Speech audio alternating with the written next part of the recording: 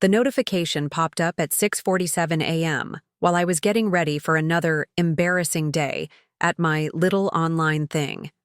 LinkedIn alert. Congratulations. Your appointment as CEO of Nexus Digital Solutions has been featured in Forbes, TechCrunch, and Business Insider. I stared at my phone screen, coffee mug frozen halfway to my lips, reading the headline that would change everything. 29-year-old female entrepreneur takes Silicon Valley by storm. Nexus Digital Solutions' revolutionary AI platform secures $50 million. Series B funding. Before we jump back in, tell us where you're tuning in from, and if this story touches you, make sure you're subscribed. Because tomorrow, I've saved something extra special for you. And just like that, I realized my family was about to discover that their embarrassing daughter, who worked in computer stuff they didn't understand, had just become the youngest female CEO to land a feature story in Forbes' 30 Under 30 Tech Innovators list. The same family who, just 3 months ago at my cousin Brianna's engagement party, had literally introduced me to people as, "This is Zara. She does, something with computers. We're not really sure what exactly."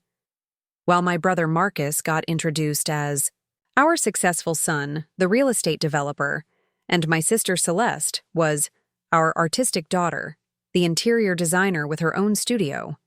I was always just, Zara, she's into tech stuff. My name is Zara Blackwell, and from wherever you're watching this, stay with me, because the day my family called my startup embarrassing was the day I stopped asking for their validation and started building an empire they never saw coming. But let me take you back to where this really began, because this morning's Forbes notification wasn't just about business success. It was about a daughter who spent 29 years being told her dreams were unrealistic, her ambitions were too big for a girl from Millbrook, and her work was something the family didn't quite understand.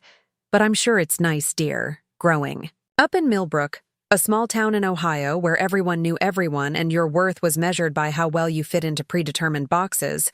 I was always the anomaly. While my brother Marcus was quarterback of the high school football team and later started flipping houses with Dad's construction business, I was the weird girl who spent her weekends coding instead of shopping, reading tech blogs instead of fashion magazines, and dreaming about Silicon Valley instead of settling down with someone from our zip code. My sister Celeste at least had an acceptable creative pursuit. Interior design was something Mom could brag about at the country club. Oh yes, Celeste has such an eye for beautiful things. She's redoing the Pattersons' living room, you know, the Pattersons who own the car dealership. But when I tried to explain machine learning algorithms or user interface design, I'd watch their eyes glaze over before they'd change the subject to something more appropriate. The breaking point came 2 years ago at Thanksgiving dinner. I had just quit my FI job at Dataflow Solutions, a mid-level tech company in Cleveland, to launch my own AI-powered customer service platform.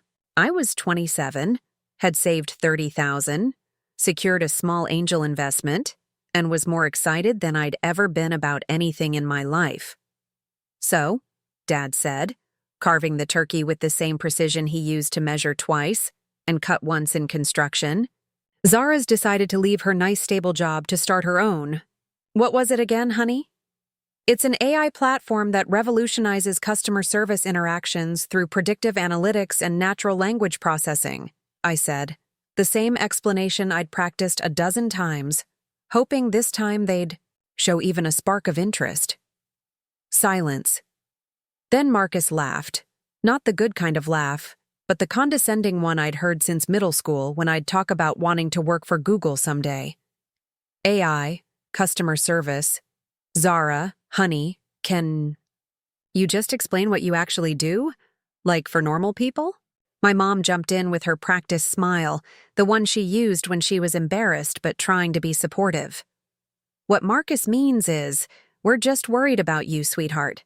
Starting a business is so risky, especially in technology. Maybe you could find another nice job with benefits first and do your computer hobby on the side." Computer hobby. I looked around the table at my family, Dad nodding along, Marcus smirking, Celeste scrolling through her phone, probably looking at Pinterest boards for her next client, and realized they genuinely saw my life's work as a cute little hobby that I'd eventually outgrow when I came to my senses and settled down. It's not a hobby, Mom. It's a business. I have clients, contracts, revenue projections. Of course, dear, she interrupted. But you know how these internet things can be. Remember when you were little and wanted to be an astronaut? Sometimes we outgrow our childhood dreams. Childhood dreams. I was 27 years old with a computer science degree, 3 years of professional experience, and a business plan that had already attracted serious investors. But to them, I was still the little girl playing with toys she didn't understand. That night, I went back to my tiny apartment in Cleveland, the one I'd downsized to so I could pour every penny into Nexus Digital Solutions, and made myself a promise. I was done trying to translate my dreams into language they could understand. I was done shrinking my ambitions to fit their comfort zone. I was done apologizing for being different. I was going to build something so undeniably successful that the whole world would know my name. And when Forbes, TechCrunch, and Business Insider came calling, my family would finally understand that their embarrassing daughter had been building the future while they were stuck in the past. I just never expected it to happen this fast. The one. Forbes' article was already live. The phone was starting to ring.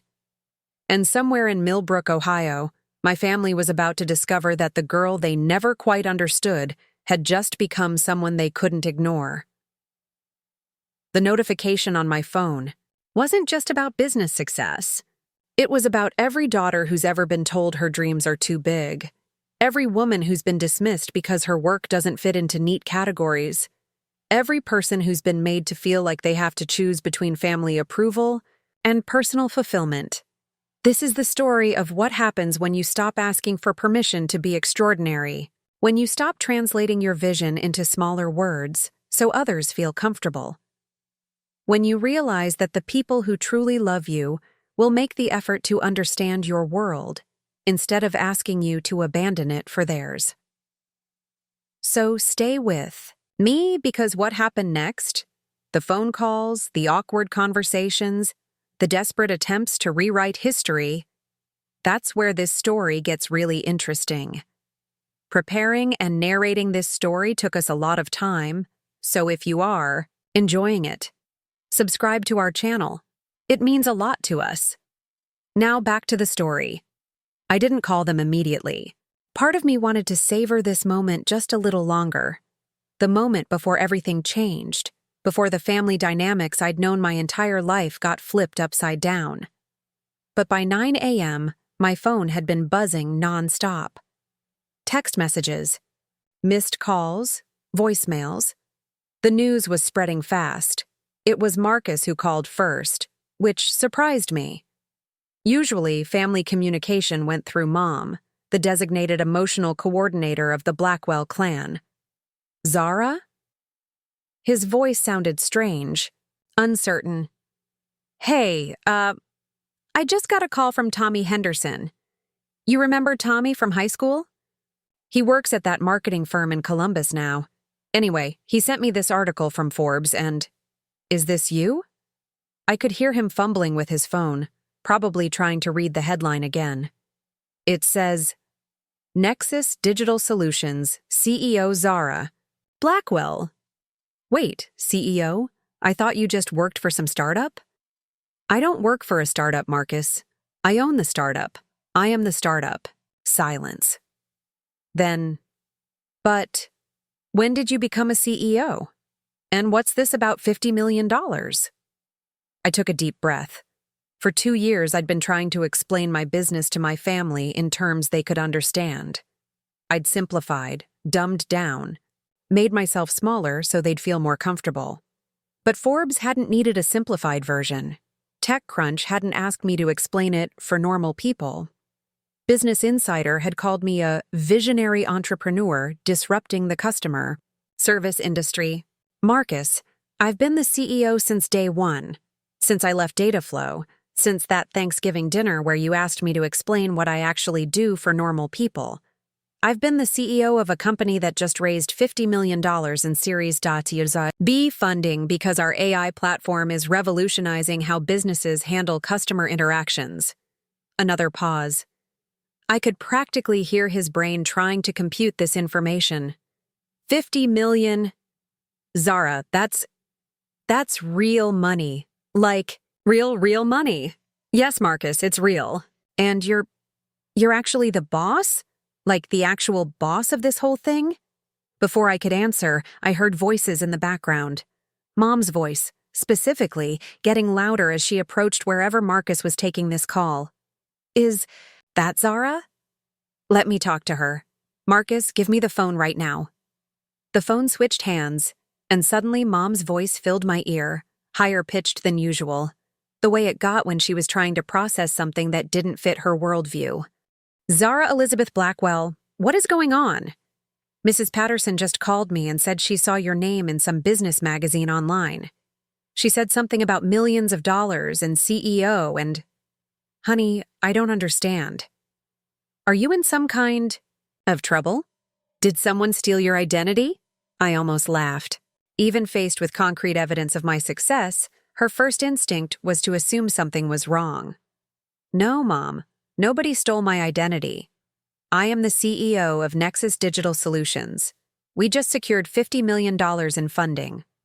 Forbes featured me in their 30 under 30 list. TechCrunch called our platform game-changing. This is my company, my work, my achievement. But you work with computers. You do that computer stuff. You're not… CEOs are… She trailed off, and I could hear Dad in the background asking what was happening. CEOs are what, Mom? Well, they're different.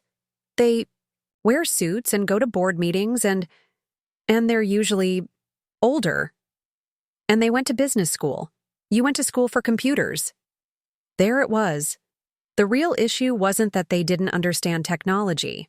The issue was that they couldn't picture me, their weird tech-obsessed daughter from small-town Ohio, as someone who could be important enough to appear in national publications. Someone who could be trusted with $50 million. Someone who could be a real leader. Mom, computer science is business. Technology is business. I didn't just learn to code, I learned to solve problems that businesses pay millions of dollars to fix. That's exactly what we did. Dad's voice came through, muffled but clear enough. Let me talk to her. The phone changed hands again, and my father's familiar, measured voice came through the line. Zara, sweetheart, I've been reading this article Mrs. Patterson sent over, and I've got to ask, is this some kind of mistake?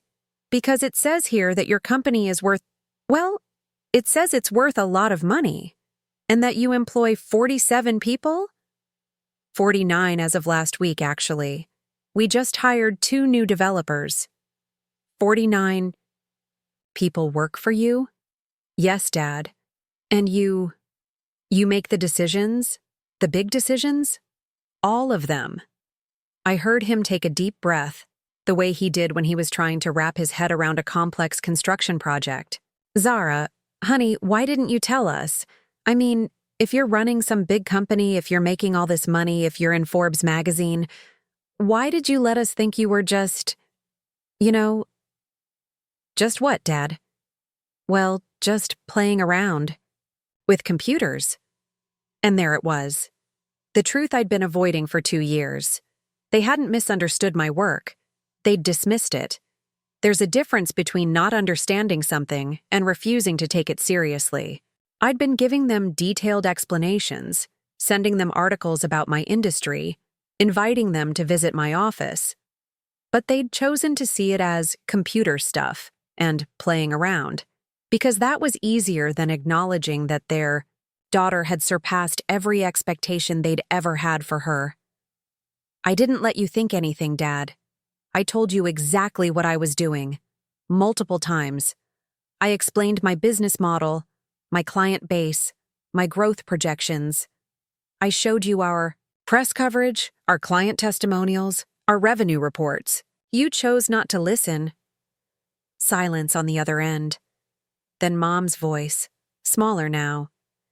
We just didn't realize. You didn't realize? Or you didn't want to realize? More silence. Then Dad again. Sweetheart, we're proud of you. We've always been proud of you.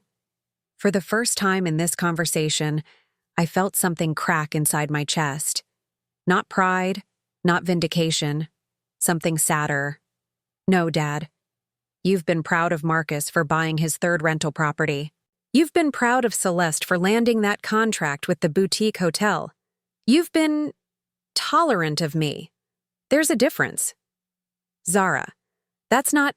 Dad, last month at Celeste's art show opening, you introduced me to your business partner as our daughter who's still figuring things out. Last month. While I was in the middle of Series B negotiations with venture capital firms, I could hear them both breathing on the other end, probably looking at each other, trying to figure out how to handle this conversation they'd never prepared for. Finally, Mom spoke. What do you want us to say, Zara? It was such a simple question, but it hit me like a punch to the stomach. Because the answer was, I wanted them to say they were sorry. I wanted them to say they should have listened. I wanted them to say they were proud of who I'd become, not just what I'd achieved. But mostly, I wanted them to say these things because they meant them, not because Forbes had forced their hand. I don't want you to say anything, Mom. I just wanted you to know that your embarrassing daughter who works in computer stuff just became someone that the business world can't ignore.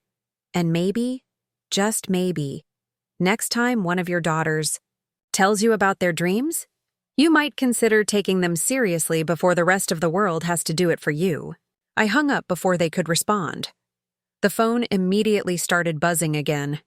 Text messages from cousins, high school friends, family friends, all wondering if the Zara Blackwell in Forbes was really little Zara from Millbrook. But I didn't answer any of them. Instead, I sat in my downtown Cleveland office, the one with floor-to-ceiling windows and a view of Lake Erie, the one that housed 49 brilliant people who believed in the vision my family had called unrealistic. And I realized something important. I didn't need their validation anymore. I had something much more valuable. I had proof that I'd been right all along. I stared at my phone for exactly 30 seconds after hanging up on my parents. 30 seconds of feeling that familiar knot in my stomach, the one that had lived there since childhood whenever family conversations went sideways. The same knot that used to make me call back immediately, apologize for being difficult, and try to smooth things over. But not today. Today, I had 49 employees counting on me to lead. Today, I had investors who'd just bet $50 million on my vision. Today, I had a Forbes article with my name in the headline and a phone that wouldn't stop buzzing with interview requests from 3 different podcasts, 2 morning shows, and the Wall Street Journal. So instead of calling my family back, I did something I'd never done before in my entire 29 years. I chose my success over their comfort. I walked down the hall to our main conference room where my leadership team was already gathering for our emergency strategy meeting. The Forbes article had dropped at 6 a.m., but by 9:30, we'd already received 12 new client inquiries, 3 partnership proposals, and 2 acquisition offers. This wasn't just a publicity win, it was a business earthquake, and we needed to be ready. All right, everyone, I said, settling into my chair at the head of the table. I know this morning has been intense, but we have work to do. Sarah, what's our server capacity looking like? Because if even half of these inquiries convert, we're going to need to scale fast. Sarah Chen, my CTO and the first person I'd hired 2 years ago, grinned across the table. Already on it. I've got our infrastructure team spinning up additional servers, and I'm in talks with AWS about expanding our cloud capacity. We should be able to handle a 300% increase in traffic without breaking a sweat. Marcus Williams, my head of sales. Not my brother Marcus, but someone who actually understood what I did for a living, was practically vibrating with excitement. "Zara, I've never seen anything like this. The phone has been ringing non-stop. Enterprise clients who wouldn't return our calls 6 months ago are asking for demos this week. Goldman Sachs wants a presentation. Goldman Sachs." I felt that familiar rush, the one I got when everything was clicking into place. This was my element. Not family dinners where I had to justify my existence, but conference rooms where my decisions moved millions of dollars and my vision shaped the future. "What about the current client load?" I asked David Kim, our operations manager. "Can we maintain service quality while onboarding new accounts?" "We're going to need to hire," David said, consulting his tablet. "I'm thinking 15 new customer, success representatives, 5 more developers, and at least 3 account managers. With our new funding, we can afford to grow the team by 40% without straining the budget. 15 new jobs, 3 more families who could count on steady paychecks because of a company my parents had called computer stuff. 5 more developers who could pay off their student loans and buy houses and build careers in an industry my family still didn't understand." "Do it," I said. "Sarah, I want job postings live by tomorrow morning. Full benefits package, competitive salaries, equity options for all full-time hires. If we're going to scale, we're going to do it right." That's when my phone buzzed with a text from my assistant, Jessica. "CNN Money wants to schedule an interview. For tomorrow. They're doing a segment on young entrepreneurs disrupting traditional industries. They specifically requested you after the Forbes piece." CNN Money. I'd grown up watching their morning financial news with my dad, back when he was trying to teach Marcus about real business. Now they wanted to interview his embarrassing daughter about disrupting industries. I showed the text to my team, and the room erupted in cheers. Sarah actually stood up and started clapping. "Zara, do you realize what this means? CNN Money reaches millions of business leaders. This could open doors we didn't even know existed." I did realize. I realized that while my family was probably still trying to figure out how to explain me to their friends at the country club, I was about to become the face of AI innovation on national television. "Jessica," I called out to my assistant through the open conference room door, "tell CNN yes, but I want to do it from our main office floor with the team visible in the background. I want people to see that this isn't just about me, it's about what we've built together." Marcus Williams shook his head in amazement. "You know, when I took this job 2 years ago, my wife thought I was crazy for leaving my corporate position to work for a startup run by some 27-year-old from Ohio. Now she's bragging to her book club that her husband works for the CEO who's going to be on CNN. That made me laugh, really laugh, for the first time since the Forbes notification had lit up my phone. Because Marcus Williams's wife, who I'd never met, was prouder of my success than my own family had ever been. "Speaking of wives," I said, "I want everyone to know that your families are invited to the CNN taping tomorrow. Spouses, kids, parents, whoever wants to come. This is a team victory, and I want our people to see what we've accomplished." The energy in the room was electric. These people believed in what we were building. They understood the technology, the market opportunity, the vision.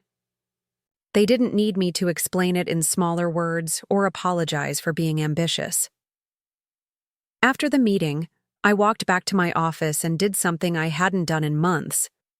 I called my college roommate, Elena Rodriguez, who now worked as a product manager at Google in Mountain View. "Elena, you're never going to believe what just happened." "Are you kidding me?" She practically screamed into the phone. "Zara, I just saw the Forbes article. My entire team is freaking out. Do you know that half the people here have been following Nexus Digital Solutions since your Series A? They've been calling you the one to watch for months." That stopped me cold. "Wait, what?" "Girl, you're famous in Silicon Valley and you don't even know it. Your customer satisfaction algorithms, the predictive analytics platform, people here study your white papers. My boss asked me last month if I knew how to get in touch with you. Because Google was interested in a potential partnership discussion. I sank into my desk chair, suddenly feeling dizzy. Google. Google had been interested in partnering with us, and I'd had no idea. Elena, why didn't you tell me? Because you never seemed to realize how big this was getting. Every time we talked, you were so focused on the work, on solving the next problem, on building the next feature. I didn't want to psych you out, but, Zara, honey, you're not some small-town girl playing with computers anymore. You're a legitimate force in this industry. After I hung up with Elena, I sat in my office looking out at Lake Erie, trying to process everything that had happened in the last 4 hours. My family's shock and confusion, my team's excitement and confidence, Elena's revelation that I'd been famous in Silicon Valley without even knowing it. Then I made a decision that would have seemed impossible to me just that morning. Opened my laptop and started typing an email to the event coordinator at the Millbrook Country Club, the same country club where my parents had spent years making excuses for their unusual daughter. Dear Mrs. Henderson, I wrote, I hope this message finds you well. I'm reaching out because I'd like to sponsor your annual charity fundraiser this year. Nexus Digital Solutions would like to make a $50,000 contribution to the scholarship fund, and I'd be happy to speak about entrepreneurship opportunities for young people in our community. $50,000. More than most people in Millbrook made in a year. More than enough to fund full college scholarships for 10 local kids who might otherwise never get the chance to pursue their dreams. I hit send before I could second guess myself. Let them try to call this computer stuff now. My phone buzzed with another text, this time from my cousin Brianna, the one whose engagement party had featured the infamous, "We're not really sure what she does" introduction. OMG, Zara! Is this really you in Forbes? My friends are going crazy. Can you call me? I looked at the message and realized something profound. I didn't need to call her back. I didn't need to manage anyone's emotions or explain myself to anyone who hadn't bothered to understand before today. The girl who used to bend over backward to make her family comfortable with her choices was gone. In her place was a woman who had just decided that their discomfort was no longer her problem to solve. Tomorrow, I would sit in front of CNN cameras and talk about the future of artificial intelligence. Next week, I would be in board meetings with companies that wanted to license our technology. Next month, I would probably be fielding acquisition offers from tech giants. And if my family wanted to be part of that journey, they could start by learning to speak my language instead of asking me to translate theirs. The Forbes article was just the beginning. The CNN interview was scheduled for 2 p.m. the next day, but I couldn't sleep that night. Not because of nerves about being on national television. I'd presented to venture capital firms, pitched to Fortune 500 executives, and spoken at tech conferences. I could handle CNN. No, I couldn't sleep because Elena's words kept echoing. In my mind, you never seemed to realize how big this was getting. And she was right.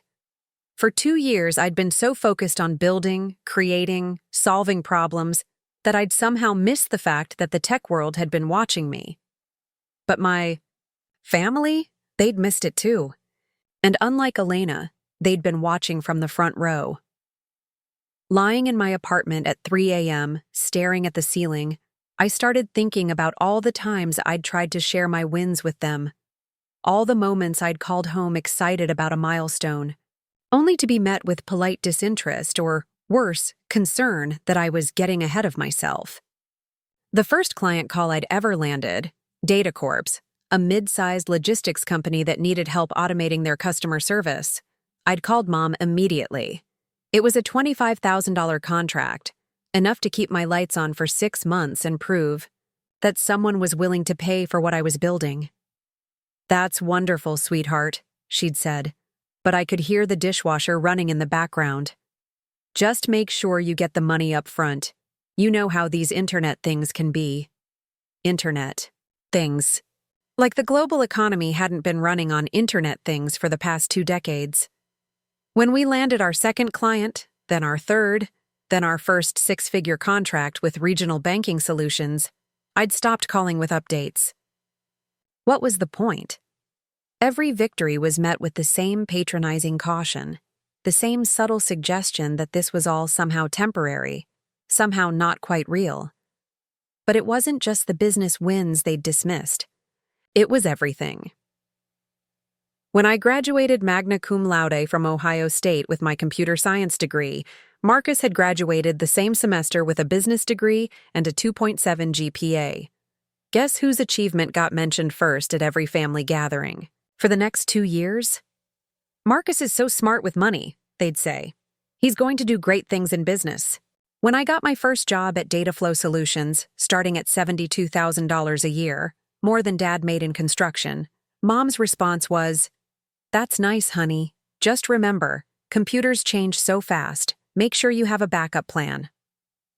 When Marcus bought his first rental property with money Dad loaned him, it was front-page news in the Blackwell family newsletter. When I received my first industry award for innovative AI applications, Mom forgot to mention it to anyone until Aunt Patricia asked why I wasn't in the family Christmas card. The pattern was so clear now that I wondered how I'd missed it for so long. Every time I achieved something, it was minimized, qualified, or redirected. Every time Marcus or Celeste achieved something, it was celebrated, amplified, and shared with pride. I wasn't imagining it. I wasn't being sensitive. I was being systematically diminished. I got up and walked to my home office, where I kept a box of mementos from the past few years. Press clippings, award certificates, photos from conferences, thank you letters from clients. Evidence of a career that had been invisible to the people who should have been cheering the loudest. There was the Tech Venture magazine article from 18 months ago. 5 startups revolutionizing customer experience. Nexus Digital Solutions had been number 2 on the list. I'd mailed a copy to my parents with a yellow sticky note. "Look, Mom and Dad, we made it into a national magazine." I never heard back about it. There was the letter from the Cleveland Business Journal naming me Entrepreneur of the Year under 30. I'd been so excited that I'd driven the 3 hours to Millbrook just to show them in person. "That's really something," Dad had said, glancing at the certificate for maybe 5 seconds before turning back to a football game. "Cleveland's a big city. Must be a lot of competition." But when Marcus got Rookie Realtor of the Year from the Millbrook Chamber of Commerce, a town of 8,000 people, Dad had framed it and hung it in the family room where everyone could see it. Then there was the photo from the Ohio State Alumni magazine, taken when I'd been invited back to speak at their computer science career day. I was standing at the podium in front of 200 students, talking about turning technical skills into business success. The article called me an inspiration to the next generation of tech entrepreneurs. Mom's response when I showed her? "You look so serious in that photo, honey. You should smile more." But the moment that really crystallized everything happened 8 months ago at Celeste's housewarming party. She'd just moved into a beautiful new townhouse, and the whole family was there, along with most of her friends and some family friends I'd known since childhood. I was standing in her kitchen, genuinely excited for her success, when Mrs. Patterson, the same Mrs. Patterson who would later be the first to spot my Forbes article, asked me what I'd been up to. "Oh, business is going really well," I'd said. "We just closed our Series A funding round, and we're expanding into 3 new markets. I actually just got back from a conference in Seattle where I was one of the keynote speakers." Mrs. Patterson looked impressed. "Series A funding? That sounds important. How much were you able to raise?" $12 million, I said, trying to be casual about it. Because by then I'd learned not to be too excited about my wins around my family. Mrs. Patterson's eyes went wide. $12 million? Zara, that's incredible. Congratulations. That's when my mother appeared at my elbow, smiling that practiced smile I knew so well. "Oh, you know Zara," she said to Mrs. Patterson with a little laugh. "She's always been so ambitious. We just hope she's not taking on too much. Starting a business is such a big risk, especially for a young woman. Mrs. Patterson looked confused. But $12 million? That seems like the business is doing very well. Well, you know how these tech investments work, Mom continued. It's all very complicated. We're just proud that she's following her dreams, even if we don't always understand them. Following my dreams. Like I was a child playing dress-up, not a businesswoman who had just convinced sophisticated investors to bet millions of dollars on my vision. I'd excused myself and gone to the bathroom, where I'd stared at myself in the mirror and realized something devastating. My own mother was actively undermining my success to other people, not because she was malicious, but because she genuinely couldn't reconcile the daughter she thought she knew with the woman I'd actually become. But it went deeper than just career achievements. It was about who I was allowed to be in the family narrative. When I was 12, I'd won the state science fair with a project about using computer algorithms to optimize traffic light patterns. It was sophisticated work for a kid, and it had beaten out high school seniors. The local newspaper had done a feature story about it. Marcus, who was 14 at the time, had thrown a fit. "Why does Zara always have to be such a show-off?" he'd complained to Mom. "It's embarrassing." Instead of defending me, instead of celebrating that her daughter had achieved something remarkable, Mom had sat me down and explained that it was important not to make others feel bad about themselves. "You're very smart, Zara, but not everyone is good at the same things.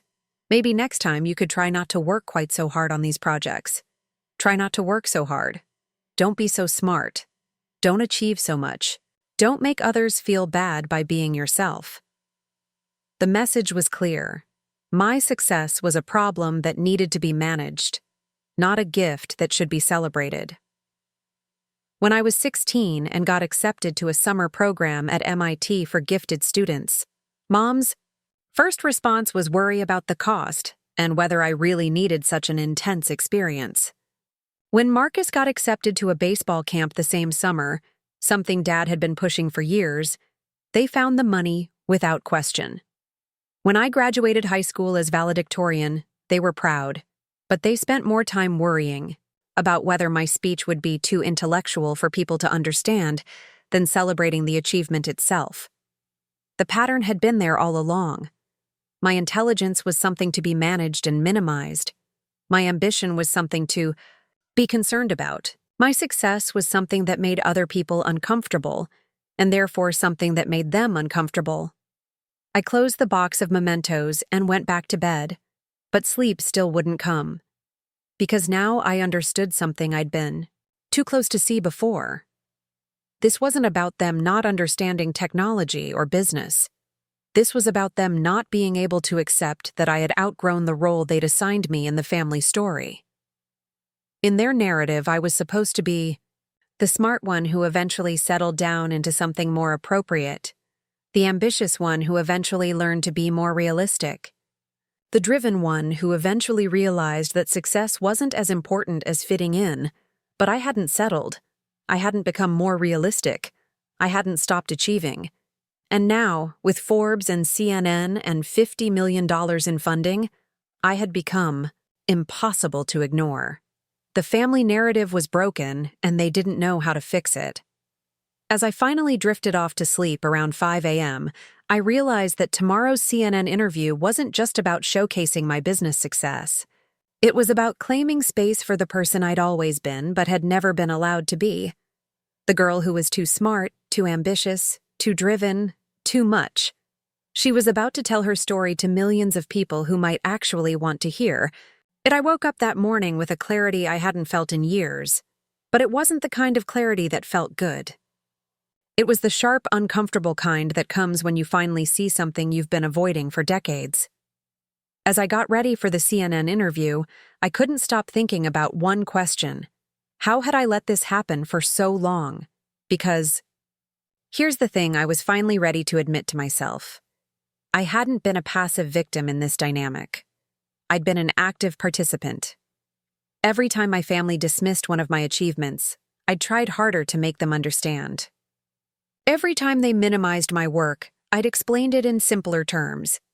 Every time they treated my success as temporary or lucky, I doubled down on proving them wrong instead of just walking away. I'd spent 15 years trying to earn something that should have been given freely, their respect and recognition. And in doing so, I'd taught them that my boundaries were negotiable, my feelings were optional, and my success was always up for debate. The phone buzzed with another text from Marcus, my brother, not my sales manager. Mom wants to know if we can all watch the CNN thing together. She's really excited about it now. I stared at that message for a long time. She's really excited about it now. Now that the rest of the world was paying attention. Now that it was nationally televised. Now that it would be embarrassing for them to continue pretending my work didn't matter. I didn't respond to Marcus's text. Instead, I called Dr. Jennifer Walsh, my therapist. I'd started seeing her 6 months ago, not because of family issues, initially, but because the stress of running a fast-growing company was affecting my sleep. But as often happens in therapy, we'd ended up talking about a lot more than work stress. Jennifer? I know it's short notice, but do you have any time today? Something happened yesterday that's making me see my family situation very differently. I have a cancellation at 10 a.m. Can you make that work? An hour later, I was sitting in her familiar office, trying to put into words what I'd realized the night before. For years, I thought the problem was that they didn't understand my work, I told her. But that wasn't it. The problem was that I kept trying to make them understand instead of accepting that they didn't want to. Dr. Walsh nodded. Tell me more about that distinction. There's a difference between someone who doesn't understand but wants to learn, and someone who doesn't understand and wants you to become simpler. I kept trying to educate them, but they weren't looking for education. They were looking for me to become something they could more easily categorize. I told her about the box of achievements I'd looked through the night before, about all the times I'd tried to share my wins and been met with concern instead of celebration.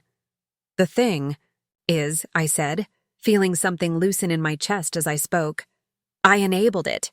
Every time they dismissed something I'd accomplished, I should have said, "This is important to me, and I need you to acknowledge that." Instead, I tried to make it smaller, more digestible, less threatening. What do you think you were afraid would happen if you demanded that acknowledgement? That was the question that hit me like a physical blow, because I knew exactly what I'd been afraid of. I was afraid they'd choose not to give it to me, I said quietly. I was afraid that if I said, "This matters to me and I need you to care about it," they'd say no, and then I'd have to face the fact that they loved me conditionally. Dr. Walsh leaned forward slightly. And what do you know now? I know they've been saying no all along. I just kept pretending they might eventually say yes if I just explained it better, achieved more, made it impossible to ignore. That was the heart of it. I'd been negotiating for something that should never have been up for negotiation. Basic respect for who I was and what I'd chosen to do with my life. When I was 25, I told her, I remember calling my mom after I'd been featured in a tech magazine for the first time.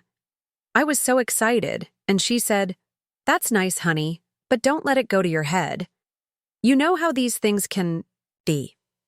And instead of saying, "Mom, this is a big deal for me and I'd like you to be excited with me," I said, "Oh, I know, I'm not getting carried away or anything." I felt angry at 25-year-old me as I said it. I minimized my own achievement to make her more comfortable. I taught her that she could dismiss my wins, and I'd just accept it. What would you say to her now if you could go back? I'd say, actually, you should let it go to your head a little. You worked hard for this recognition, and you deserve to feel proud. And if the people who love you can't celebrate your success, that says something about them, not about the success. We talked for another 30 minutes about the patterns I'd developed, how I'd learned to make myself smaller to avoid conflict, how I'd convinced myself that earning their approval gradually was better than demanding their respect immediately, how I'd mistaken their tolerance for love. The hardest part, I told, Dr. Walsh, as our session was wrapping up, is realizing that I've been giving them permission to treat me this way. Every time I accepted "that's nice, dear" instead of genuine enthusiasm, every time I let them change the subject when I talked about my work, every time I laughed along when they introduced me as the daughter who does computer stuff, was teaching them that this treatment was acceptable. What feels different now? Now I know that I don't need their permission to be proud of what I've built. I don't need their understanding to validate my choices. And I don't need their approval to know that I've exceeded every goal I ever set for myself. After therapy, I drove back to the office for the CNN interview setup. As the crew was adjusting, lighting and testing microphones, I thought about what Dr. Walsh had asked me. What would you say to her now? The answer was becoming clearer. I would tell 25-year-old me to stop auditioning for people who had already decided she wasn't worth their full attention. I would tell her that love without respect isn't actually love. It's just comfortable. Familiarity. I would tell her that the right people would make the effort to understand her world instead of asking her to abandon it for theirs. But mostly, I would tell her what I was finally ready to tell myself. You don't have to earn what you should be given freely. And if someone makes you earn their basic respect, they're telling you exactly how much you mean to them. My phone buzzed with another family text, this time from Celeste. OMG, saw the Forbes thing. So proud. Can we do dinner this weekend to celebrate? For the first time, I could see the pattern clearly. Radio silence when I achieved something on my own timeline, but sudden enthusiasm when the achievement became impossible to ignore or socially advantageous to acknowledge. I thought about responding, but then I realized something important. I didn't owe anyone access to my celebration just because they'd decided it was finally worthy of their attention.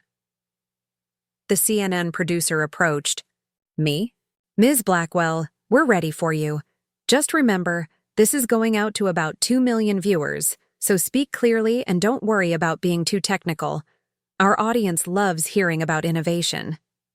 2 million viewers who had tuned in specifically to hear about innovation, about building something from nothing, about turning technical expertise into business success.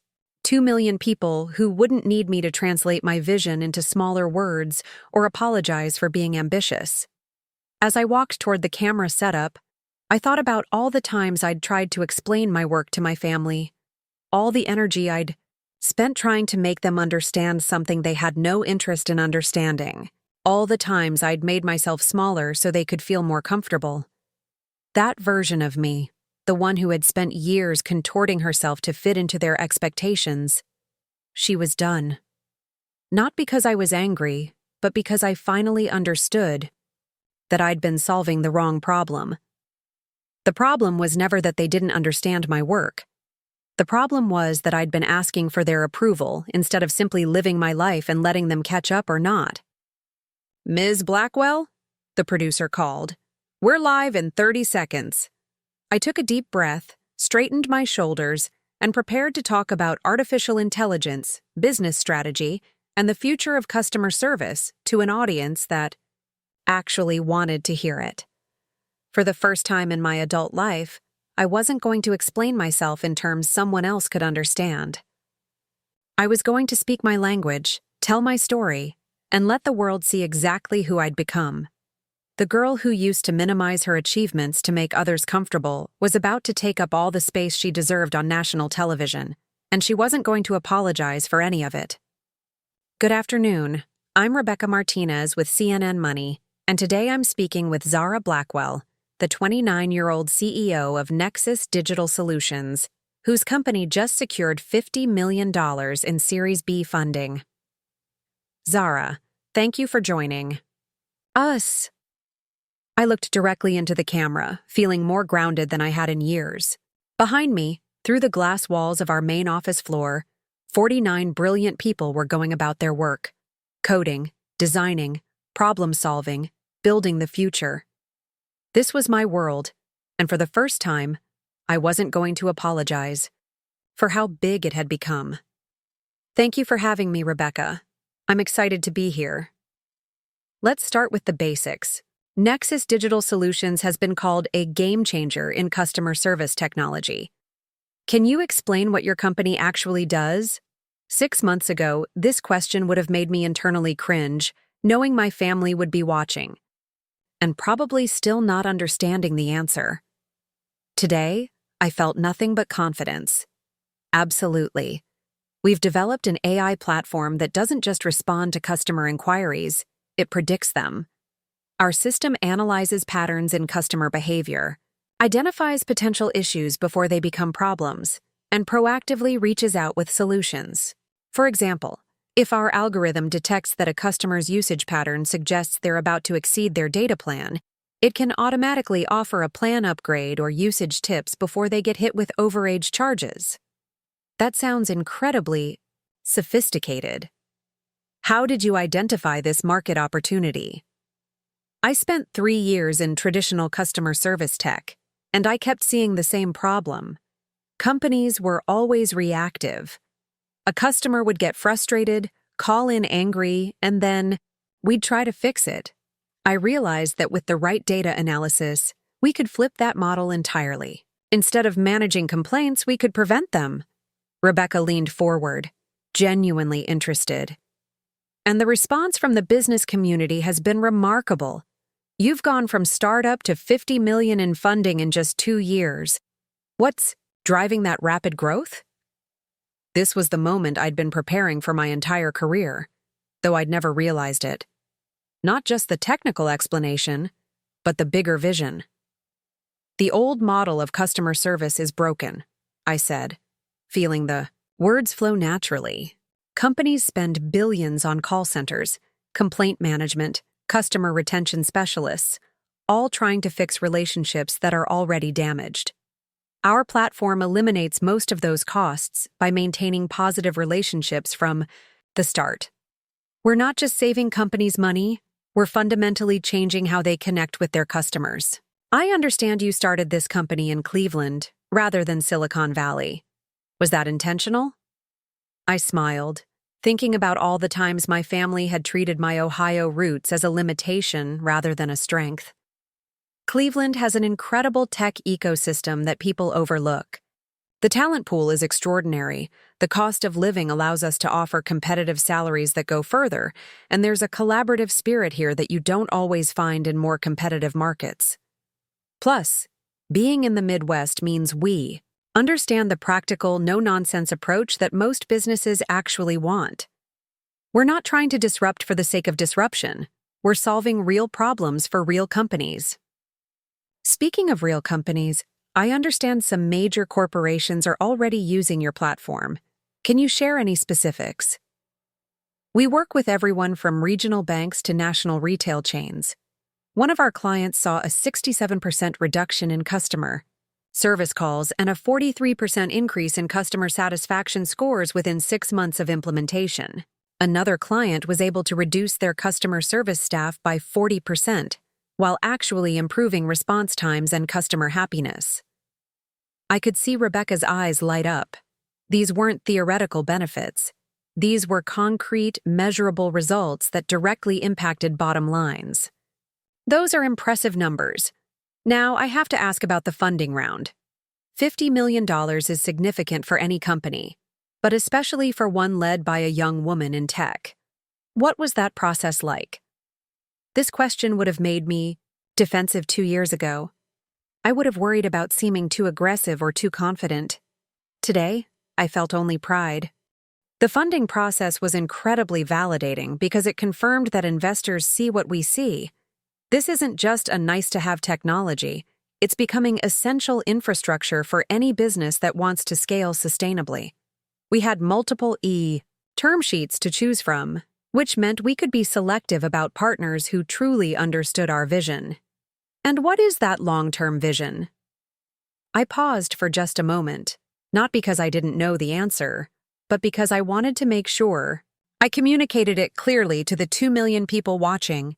5 years from now, I want reactive customer service to feel as outdated as dial-up internet. I want every business interaction to be predictive, personalized, and proactive. We're building the infrastructure that will make poor customer service experiences a thing of the past. That's an ambitious goal. What's next for Nexus Digital Solutions? We're expanding our team by 40% over the next 6 months. We're opening a satellite office in Austin to tap into that talent market. And we're exploring partnerships with some major enterprise software providers.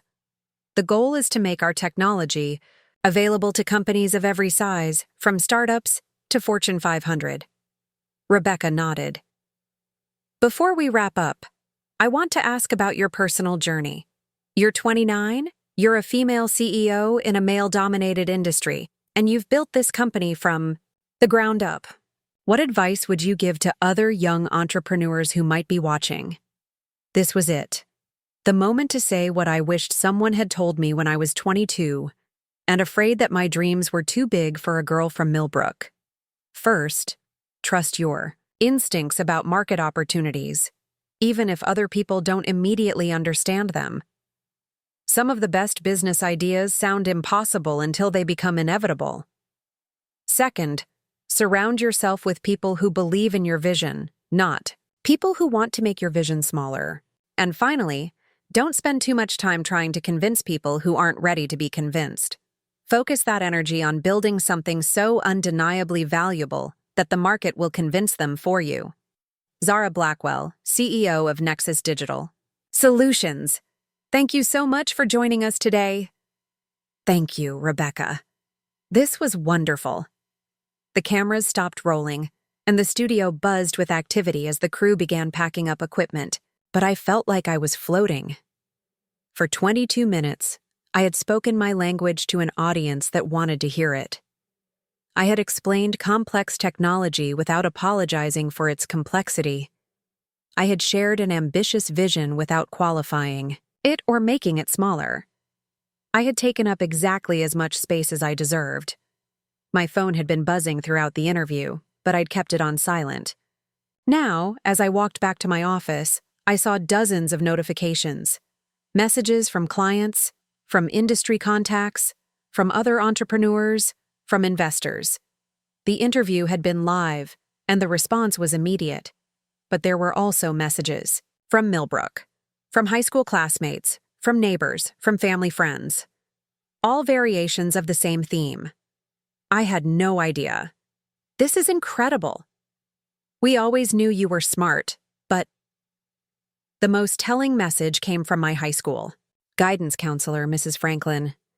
Zara, I just watched your CNN interview. I have to admit, when you told me senior year that you wanted to start your own tech company, I encouraged you to consider more realistic options. I was wrong. You're an inspiration. Mrs. Franklin had meant well. I knew that. But her message perfectly captured what I'd been fighting against my entire life. The assumption that my dreams were unrealistic simply because they were unfamiliar. I was almost back to my office when Sarah Chen, my CTO, practically tackled me in the hallway. Zara. The phones haven't stopped ringing. 3 different companies want to schedule demos this week, and Goldman Sachs just called to set up a meeting about potentially licensing our platform for their customer service operations. Goldman Sachs. I felt that familiar rush of excitement, but it was different now. It wasn't the desperate excitement of someone trying to prove herself. It was the confident excitement of someone who knew exactly what she'd built and exactly what it was worth. Schedule the demos, I said. And tell Goldman Sachs yes, but they come to us. I want them to see our operation in action. As I walked into my office, I realized something profound had shifted. The girl who used to translate her achievements into smaller words so others would feel comfortable was gone. In her place was a woman who spoke fluent innovation to audiences who wanted to learn the language. My family could catch up or not. The world was already listening. The phone on my desk was ringing. Probably another interview request, another partnership inquiry, another validation that the vision they'd called unrealistic was becoming reality at a pace that even I hadn't anticipated. I picked up the phone with a smile. Nexus Digital Solutions, this is Zara. I didn't need anyone's permission to be extraordinary anymore. I was already there. The week after the CNN interview felt like living in a different universe. Not just because of the business opportunities, though those were overwhelming in the best possible way, but because of something much more profound. I was finally experiencing what it felt like to be seen and valued for exactly who I was. By Friday morning, we'd received 127 new client inquiries, scheduled demos with 18 Fortune 500 companies, and fielded calls from 3 different acquisition-minded tech giants. The Goldman Sachs meeting had gone so well that they'd invited us to present to their entire customer experience leadership team. Sarah had to bring in emergency contractors just to handle the server load from all the traffic to our website. But the most meaningful moment came on Thursday afternoon, when I was walking through our main office floor and overheard 2 of our newest developers talking. "I can't believe I get to work here," one of them was saying. "Like, I'm 24 years old, and I'm building algorithms that are going to change how millions of people interact with businesses. This is exactly what I dreamed about in college." His colleague nodded enthusiastically. "And did you see how Zara handled that CNN interview? She didn't dumb anything down or apologize for being technical. She just owned it." I've never seen a CEO speak that confidently about complex tech to a mainstream audience. I kept walking, but their words hit me like a physical warmth spreading through my chest. These brilliant young people weren't just working for me. They were inspired by me. They saw me as someone who had created the kind of environment they wanted to build their careers in. That evening, I did something I hadn't done in months. I left the office at 6 p.m. and went to my favorite coffee shop in Cleveland Heights, not to work or network or meet with anyone, but just to sit and read for pleasure. I brought a novel, an actual paper book that had nothing to do with business or technology, and ordered a ridiculously expensive lavender latte that I didn't need to justify to anyone. As I sat there, watching the late afternoon light filter through the windows, my phone buzzed with a text from Elena in Mountain View. "Just watched your CNN interview for the 3rd time. You looked so free, like you were finally being yourself without apologizing for it. I'm tearing up at my desk like a proud mom." Elena was right. That's exactly what it had felt like. Freedom. For 22 minutes on national television, I had been completely, authentically myself. I hadn't translated or simplified or made myself smaller. I had spoken my native language to an audience that appreciated fluency. But it wasn't just the interview. It was everything that had happened since. The way potential clients responded to our sales presentations. The way investors spoke to me in meetings. The way journalists asked follow-up questions that showed they'd actually researched our technology before the interview. For the first time in my professional life, I wasn't starting from a place of having to prove I belonged in the room. I was starting from a place of being sought out because of what I'd already built. Saturday morning, I woke, up naturally at 8 a.m., no alarm, no urgent emails pulling me out of sleep, no family obligations on my calendar. I made myself breakfast slowly, actually tasting the food instead of wolfing it down while checking my phone. Then, I did something that would have seemed impossible to me just a week earlier. I turned off my phone completely and went for a long walk around the Cleveland Cultural Gardens. As I walked past the Italian garden, then the Irish garden, then the Chinese garden, I thought about how each space was designed to honor a different cultural heritage. Each garden was beautiful on its own, but it was the diversity, the refusal to homogenize, that made the whole collection extraordinary. I'd spent so many years trying to make myself fit into my family's garden, trying to bloom in soil that wasn't right for my roots, trying to bend my branches to match their idea of what success should look like. But I wasn't meant to be a rose in their traditional English garden. I was meant to be something entirely different, something that required different nutrients, different light, different space to grow. And for the first time, I had found that space. When I got home, I did something that felt both impulsive and inevitable. I called a high-end realtor in Cleveland Heights and scheduled a viewing for a Victorian house I'd been admiring for months. It was beautiful, historic, and completely impractical for a single woman with a demanding career. It was also exactly what I wanted. The asking price is $425,000, the realtor explained, as we walked through rooms with original hardwood floors and stunning architectural details. It needs some updating, but the bones are incredible. 2 years ago, that number would have seemed impossible. 6 months ago, it would have seemed irresponsible. Today, it felt like a statement. I am building a life that reflects who I actually am, not who I think I should be. I'll take it, I said, surprising both the realtor and myself with how quickly the decision came. Don't you want to think about it? Talk it over with family or... No, I said, feeling that same liberation I'd experienced during the CNN interview. I know what I want. That afternoon, I called Elena to tell her about the house. Zara Blackwell. You bought a Victorian mansion? She practically shrieked. That's the most gloriously extra thing I've ever heard, and I am here for it. It's not a mansion, I laughed. It's just big and beautiful and completely me. That's what I mean. You're not buying what you think you should want or what would make other people comfortable. You're buying what makes you happy. That's growth, my friend.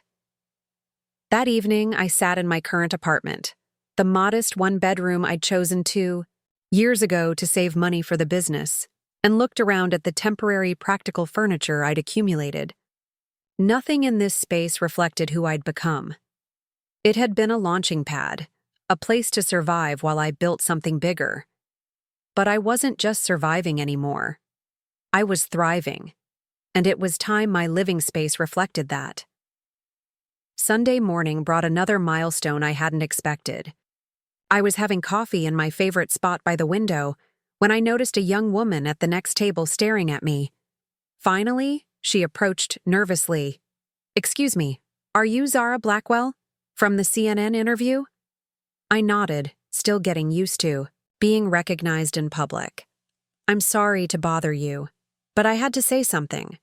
I'm a computer science major at Case Western, and after I saw your interview, I changed my senior project. I was going to do something safe, something I knew would work, but you talked about trusting your instincts about market opportunities, and it made me realize I was playing it too small." She paused, gathering courage. "I'm building an app that uses machine learning to help college students optimize their course schedules based on their actual learning patterns, not just requirements. It's risky, but it could actually help people. You inspired me to go for it." After she left, I sat there feeling something I'd never experienced before. The weight and privilege of being a role model. This young woman had seen me speak authentically about complex technology and ambitious goals, and it had given her permission to think bigger about her own potential. I thought about all the times in college when I'd looked for female role models. In tech, for women who weren't apologizing for their ambition or translating their expertise into softer language. How different my journey might have been if I'd seen someone who looked like me speaking confidently about building the future, instead of asking permission to participate in it. That afternoon, I made another decision that felt both spontaneous and inevitable. I called the Cleveland Women in Tech organization and volunteered to speak at their next monthly meeting. "We'd be honored to have you," the organizer said. "Actually, we've had 36 women reach out since your CNN interview, asking about getting involved. You've inspired a lot of people." As I hung up the phone, I realized that somewhere in the space between the Forbes article and this moment, I had stopped thinking about my family's approval entirely. Not because I was angry with them, but because I had found something much more fulfilling. A community of people who understood my language, shared my values, and were excited to build the future together. I looked around my modest apartment more time, then opened my laptop and started browsing furniture websites. Not practical furniture this time, but beautiful pieces that reflected the life I was building. A life that had room for Victorian houses and lavender lattes, and young women who wanted to change the world with code. I was finally living authentically, and it felt like the most natural thing in the world. The call came on a Tuesday morning, 3 weeks after the CNN interview, while I was in a strategy meeting with our leadership team about the Austin office expansion. Jessica knocked on the conference room door with an apologetic expression. "Zara, I'm sorry to interrupt, but you have a call from someone at Forbes. They want to do a follow-up feature about the response to your original article. Apparently, it's been one of their most shared tech pieces this quarter." I excused myself from the meeting, curious about what kind of follow-up they wanted to do. The conversation that followed would give me my first real glimpse into how far the ripples of my story had spread. "Ms. Blackwell, this is David Chen from Forbes," the voice on the other end said. "We've been tracking the response to your feature, and frankly, it's been unprecedented. We've had over 500,000 views, 15,000 shares, and more importantly, we've received dozens of emails from other entrepreneurs, particularly women, saying your story inspired them to stop apologizing for their ambitions." He paused, and I could hear, typing in the background. But what's really interesting is the secondary coverage. The CNN interview has been picked up by business schools as a case study in authentic leadership. 3 different venture capital firms have reached out asking if we know of other Zara Blackwell types they should be looking at. You've become shorthand for a specific kind of entrepreneurial confidence. I sat down heavily in my office chair, trying to process what he was telling me. "David, I appreciate the feedback, but I'm not sure I understand what you're asking. We want to do a deeper piece about the phenomenon you've created, not just about your business success, but about how your approach has influenced other entrepreneurs. We've identified at least a dozen women who have made significant business moves in the past month, citing your interview as inspiration. One woman left a corporate job to launch her own fintech startup. Another turned down an acquisition offer that would have made her wealthy, but kept her in a subordinate role, choosing to raise Series A funding instead to maintain control." As David continued talking, I realized that something I'd never intended was happening. My decision to stop apologizing for my success had given other people permission to do the same. After the Forbes call, I couldn't concentrate on work. I kept thinking about those 12 women David had mentioned, making bold moves because they'd seen someone else refuse to make herself smaller. By 4 p.m., I gave up trying to focus and decided to leave the office early. That's when I ran into the second sign that my story had traveled further than I'd realized. I was walking to my car in the parking garage when I heard someone call my name. I turned to see Rebecca Walsh, not my therapist Dr. Jennifer Walsh, but Rebecca Walsh, the local news anchor I'd watched growing up in Millbrook. "Zara Blackwell? I thought that was you." She was practically beaming as she approached. "I'm Rebecca Walsh from Channel 7 News. I've been hoping to run into you somewhere." "Oh, hi," I said, genuinely surprised. "I grew up watching your broadcasts." "Well, the tables have turned because now I've been watching you. Your CNN interview has been making waves in our newsroom. In fact, we've gotten calls from 3 different local tech companies asking if we'd be interested in doing features on Cleveland's growing tech scene. Apparently, your interview has people realizing there's more innovation happening here than they thought." She leaned in conspiratorially. "Between you and me, the Chamber of Commerce has been trying to get national attention for Cleveland's tech sector for years. Your single interview has done more for that cause than their entire marketing budget." That evening, I decided to do something I hadn't done since the Forbes article broke. I looked at social media. What I found there left me speechless. The hashtag #Stop Apologizing had somehow emerged in connection with my interview. Women in tech, in finance, in healthcare, in academia were posting about times they'd made themselves smaller to accommodate others' discomfort with their success. But more importantly, they were posting about decisions to stop doing that. A surgeon in Boston had posted, "Watched Zara Blackwell refuse to dumb down AI tech for CNN and realized I've been apologizing for using medical terminology with patients instead of insisting they learn it. My expertise isn't something to hide. Stop apologizing. A professor at Stanford wrote, "After seeing the confidence Zara Blackwell showed discussing complex business strategy, I stopped prefacing my research presentations with, 'This might be boring, but if my work is groundbreaking, I should present it as groundbreaking.'" Stop apologizing. There were dozens of them. Hundreds. Women who had seen me speak my language unapologetically and decided to start speaking theirs.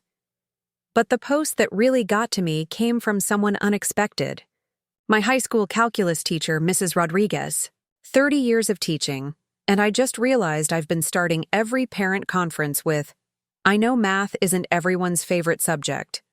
Watched my former student, Zara Blackwell, own her expertise on national TV and decided to start owning mine.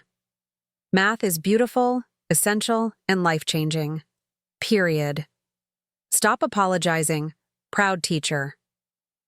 I had to put my phone down for a moment.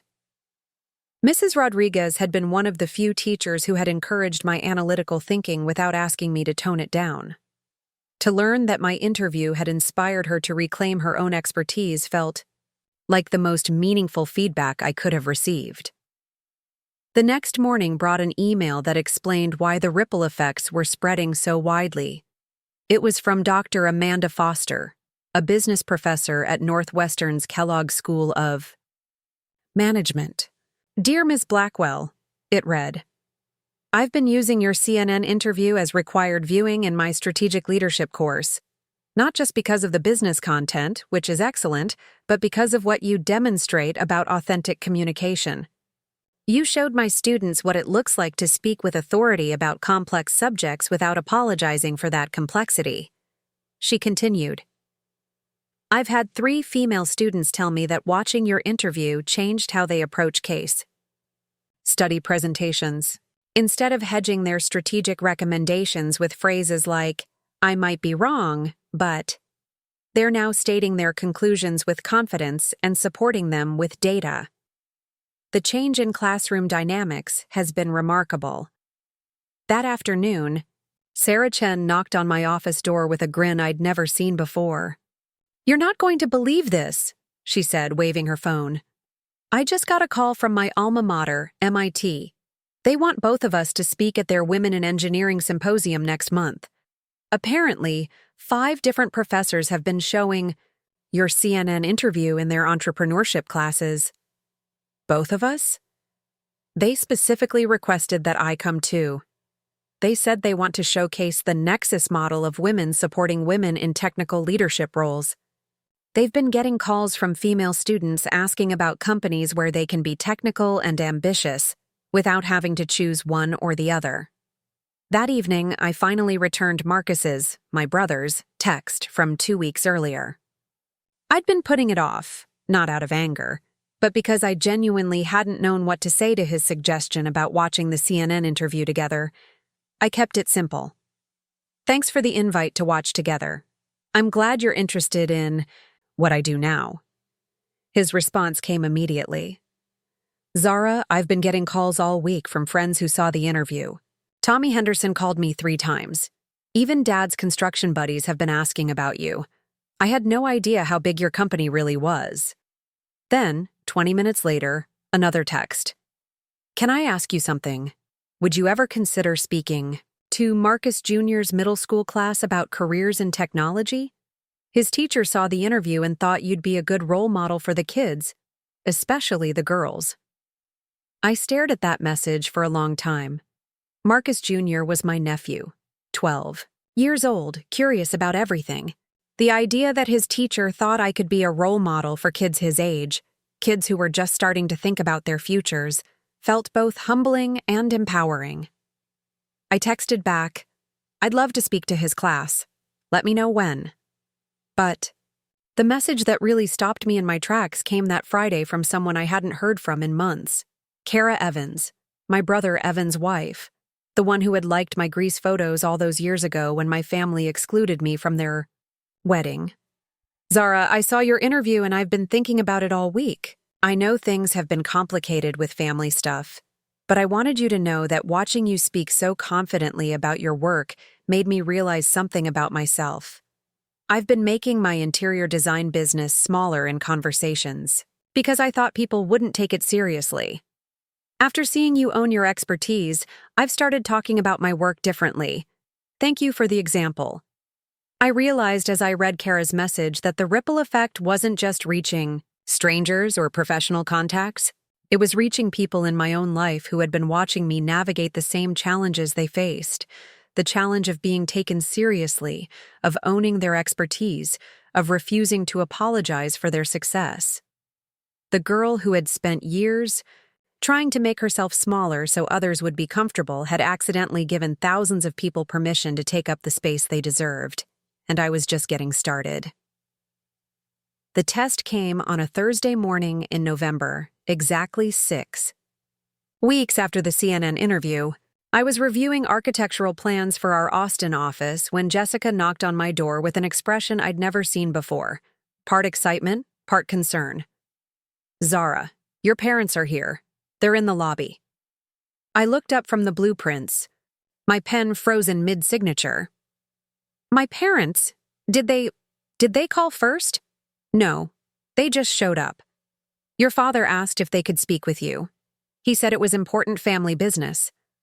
I felt that familiar knot form in my stomach, the same one that had lived there during every difficult family conversation for the past 29 years. For a split second, I felt the old impulse to drop everything and rush downstairs to manage whatever crisis or concern had brought them to my office unannounced. But then I looked around my office, at the architectural plans for our second location, at the stack of partnership agreements waiting for my review, at the Forbes feature framed on my wall next to a photo of our entire team, at the calendar showing back-to-back meetings with potential enterprise clients. This was my world. I had built this, and they had driven 3 hours from Millbrook to show up unannounced at my place of business because, why exactly? "Jessica, please tell them I'm in meetings until 4 p.m., but I can see them then if they'd like to wait, and ask if they'd prefer to meet in conference room B or if they'd rather go to a coffee shop nearby. You want them to wait for 4 hours?" I looked at my watch. It was noon. I want them to understand that my time is valuable and my schedule matters. If this were a true emergency, they would have called. If it's not an emergency, then it can wait until I have time to give them my full attention. Jessica nodded and left. 20 minutes later, she returned. "They're going to wait. Your mother asked if there's anywhere nearby they can get lunch and look around. I gave them directions to the cultural district." I spent the next 4 hours in a strange state of calm focus.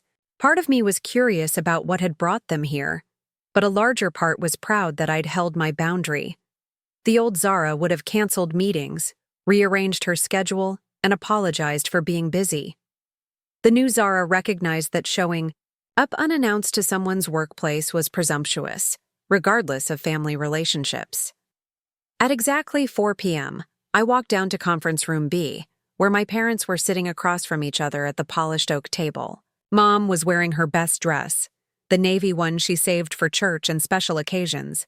Dad was in his good slacks and the tie I'd bought him for Christmas 2 years ago. They looked nervous.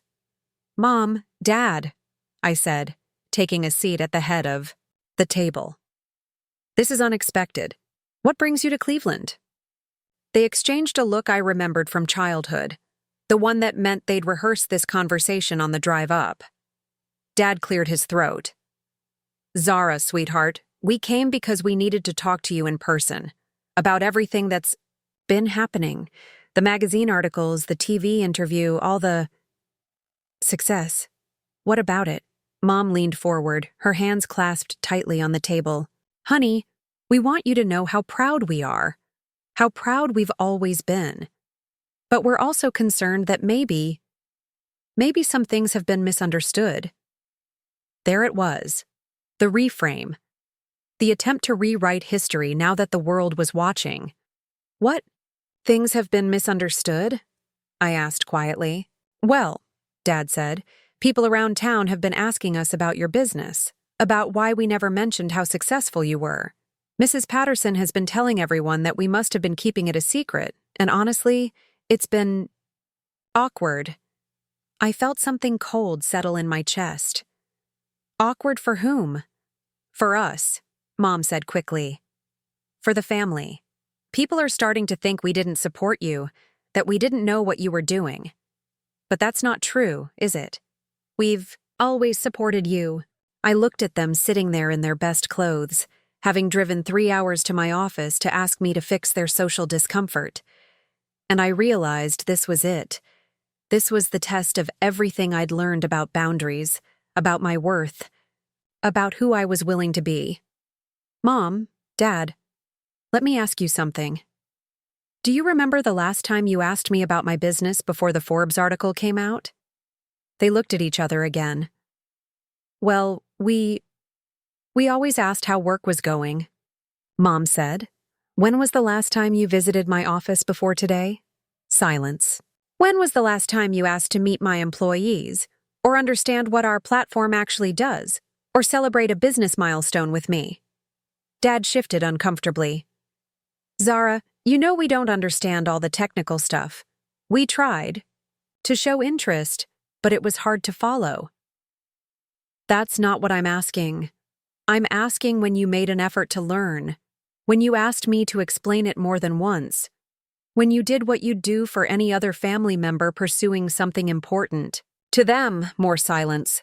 The thing is, I continued, feeling that familiar liberation that came with telling the truth, I don't need you to rewrite history now.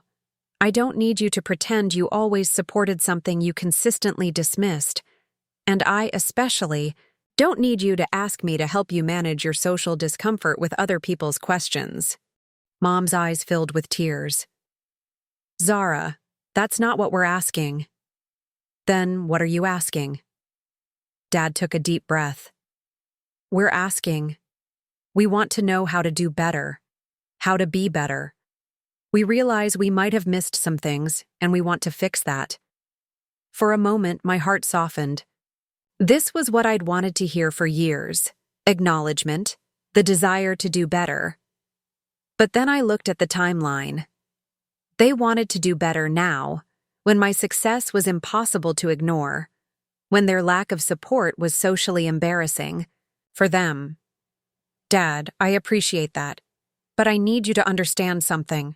I'm not angry with you. I'm not holding a grudge. I've just moved on. I've built a life with people who understand and value what I do, people who celebrate my wins and support my vision. I don't need your validation anymore. But we're your family, Mom said, the tears spilling over now. You are, and I love you. But love isn't enough if it doesn't come with respect, and respect isn't something you can retroactively apply when it becomes socially convenient. I stood up, signaling that this conversation was reaching its conclusion. Here's what I can offer you, I said. I can continue to love you and include you in my life. I can send you updates about major business milestones if you'd like to receive them. I can answer questions if you have genuine interest in learning about what I do. But I can't help you explain to your friends why you didn't support something you never tried to understand. That's between you and them. Dad stood up too, looking older than I'd ever seen him. So what do we do now? Now you decide whether you want to actually learn about my work and my life, or whether you want to continue treating it as something you don't need to understand. Both choices are fine, but they have different outcomes. I walked them to the elevator, where Mom turned to me one last time. Zara, can I ask you something? Are you happy? Really happy? I thought about my beautiful new house, about the team of brilliant people who looked to me for leadership, about the young women who'd changed their career paths after watching my interview, about the partnerships and opportunities that kept flowing in because I'd stopped apologizing for my expertise. Yes, Mom, I'm happier than I've ever been, even without us being more involved. And there it was, the question that would have destroyed me 2 months ago. The suggestion that my happiness should depend on their involvement, their Approval, their understanding. Especially without needing you to be more involved, I said gently. I love you both, but I don't need you to validate my choices anymore. That's not your job, and it's not my requirement. After they left, I sat in my office as the sun set over Lake Erie, feeling something I'd never experienced before, complete peace with my family's limitations. I didn't need them to change. I didn't need them to understand. I didn't need them to rewrite history or fix their social awkwardness. I just needed to keep being the person I'd become. Someone who valued herself enough to maintain boundaries. Someone who spoke her truth without apology. Someone who built the life she wanted. Regardless of who did or didn't understand it, the test was over, and I had passed. That night, after my parents drove back to Millbrook, I found myself doing something I hadn't done in months. I called Dr. Jennifer Walsh for an emergency session.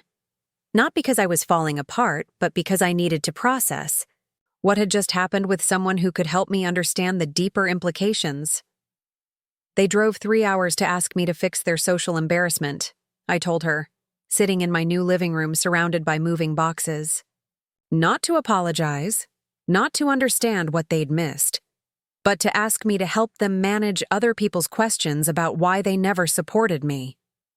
Dr. Walsh was quiet for a moment. How did that make you feel? That's the thing, I said, surprising myself with the steadiness in my voice. It didn't make me feel angry or hurt the way it would have 6 months ago. It made me feel clear, like I was finally seeing the dynamic for exactly what it is. Tell me about that clarity. I stood up and walked to my window, looking out at the tree-lined street in Cleveland Heights. I spent 29 years thinking I was the problem, that I was too ambitious, too complex, too much for them to understand. But sitting in that conference room today, I realized something. I was never the problem. I was the solution to a problem they didn't want to acknowledge. What problem was that? The problem of being an ordinary family with ordinary expectations who produced someone extraordinary. They couldn't handle having a daughter who exceeded their ability to understand or categorize her. So instead of expanding their worldview, they tried to shrink mine. As I said it out loud, I felt something shift inside me. Not anger, but a profound understanding that had been building for weeks. Dr. Walsh, my family isn't malicious. They're not trying to hurt me. They're just limited. And for my entire life, I've been trying to squeeze myself into their limitations instead of accepting that I outgrew them. That's a significant realization. What do you think changed? Success changed it. Not just financial success, but undeniable, public, measurable success. For years, they could dismiss my achievements because they were in a world they didn't understand. But when Forbes and CNN and Goldman Sachs validate your work, it becomes harder to pretend it's not real. I sat back down, thinking about the conversation with my parents earlier. The thing that really struck me today was their genuine confusion about why people in town are asking questions. They actually don't understand why Mrs. Patterson thinks it's strange that they never talked about having a daughter who built a $50 million company. To them, that's just Zara doing her computer thing. And what does that tell you? It tells me that they're not capable of seeing me clearly. It's not that they won't, it's that they can't. Their framework for understanding success, for understanding what matters, for understanding who gets to be important, it doesn't have a space for someone like me. I thought about Marcus with his rental properties, about Celeste with her interior design business, both pursuing paths that my parents could easily understand and categorize, success they could measure and explain to their friends. You know what's funny? I continued. When Marcus bought his third rental property, Dad spent an hour on the phone with his brother explaining the investment strategy, the cash flow projections, the market timing. He became an expert on real estate just so he could brag about his son's business acumen. But with your business?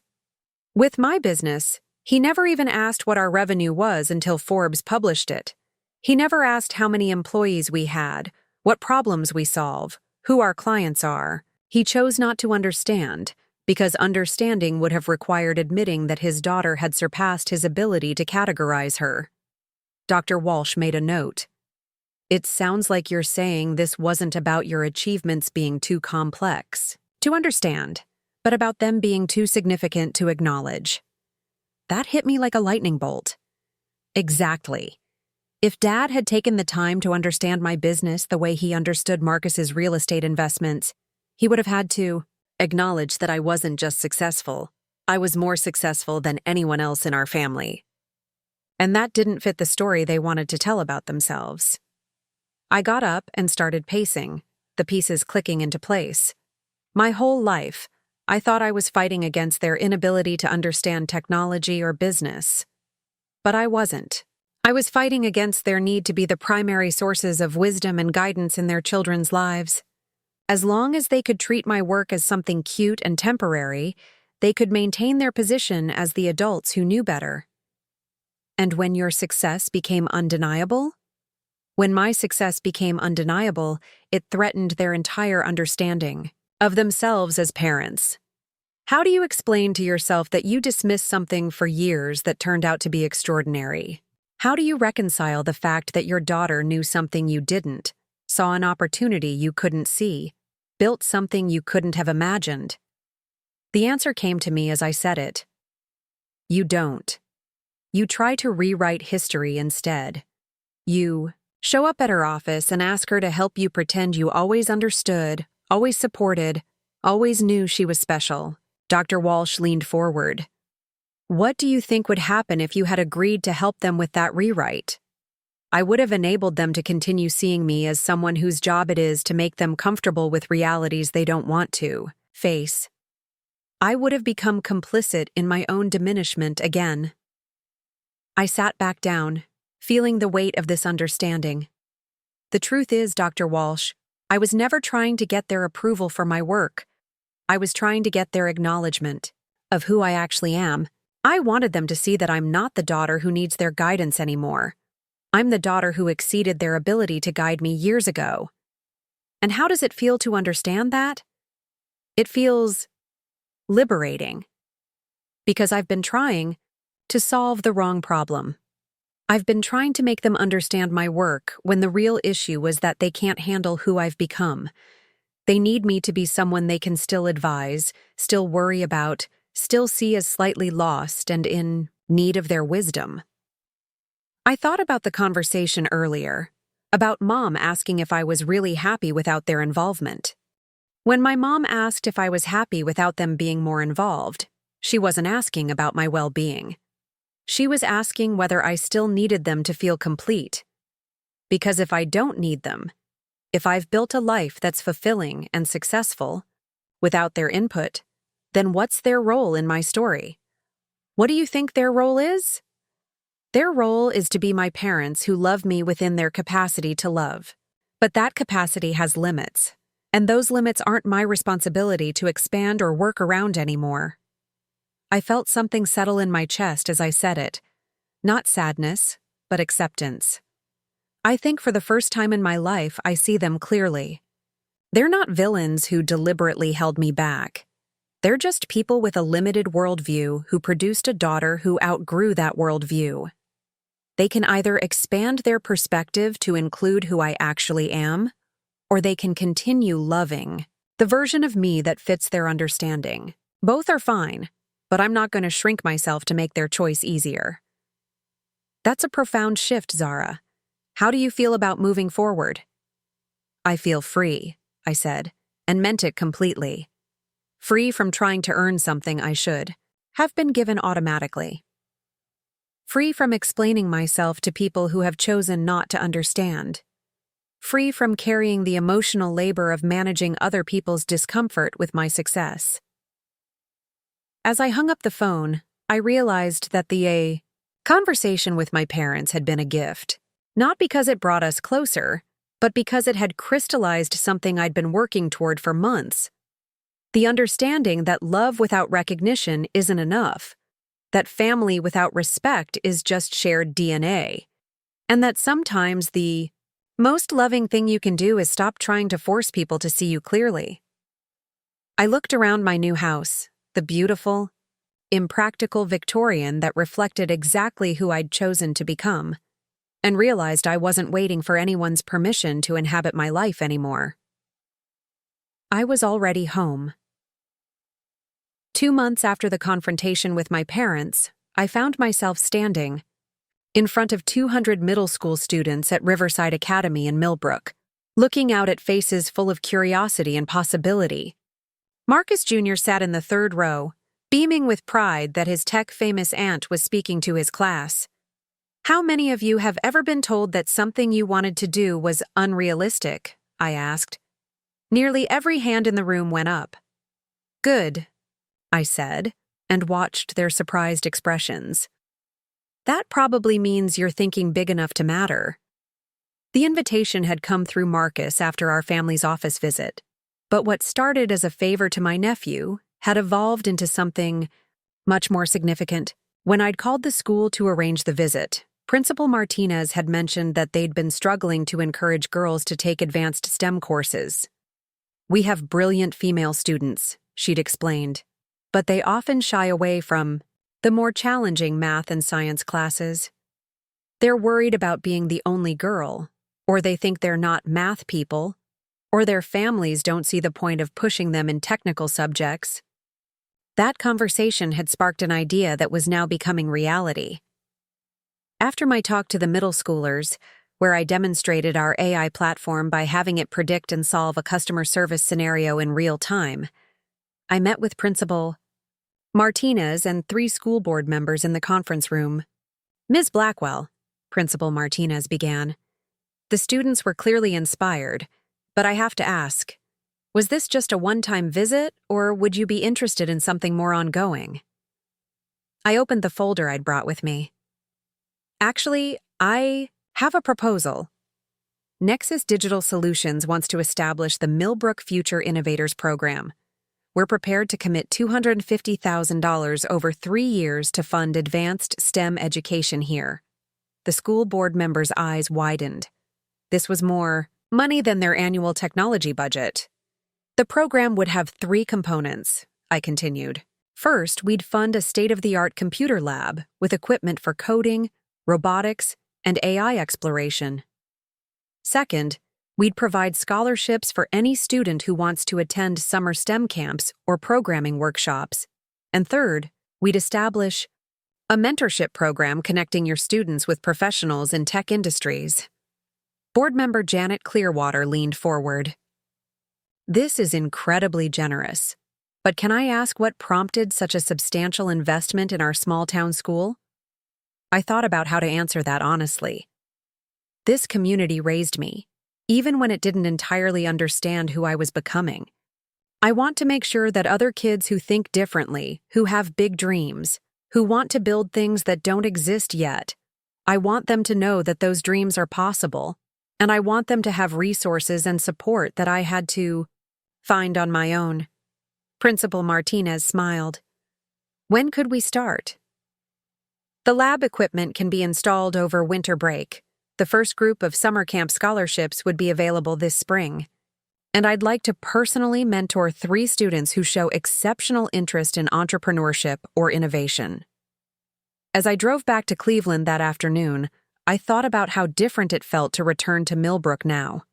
Not as someone seeking approval or trying to prove herself, but as someone who had built something valuable and was choosing to share it. My phone rang as I reached the highway. It was Elena in Mountain View. Zara, I just got off a call with the Stanford Women in Tech group.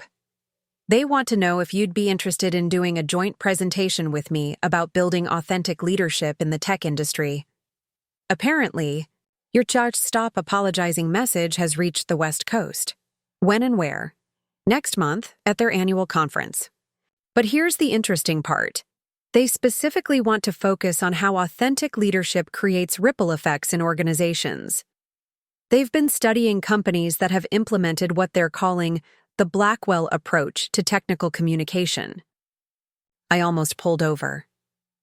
The Blackwell approach? Girl, you've become a case study. There are at least 6 companies now that have changed their presentation standards based on your CNN interview. Instead of asking technical teams to dumb down their expertise for executive audiences, they're requiring executives to learn enough technical language to engage meaningfully with complex subjects. After Elena hung up, I spent the rest of the drive processing the idea that my decision to speak authentically had influenced how entire organizations approached communication and leadership.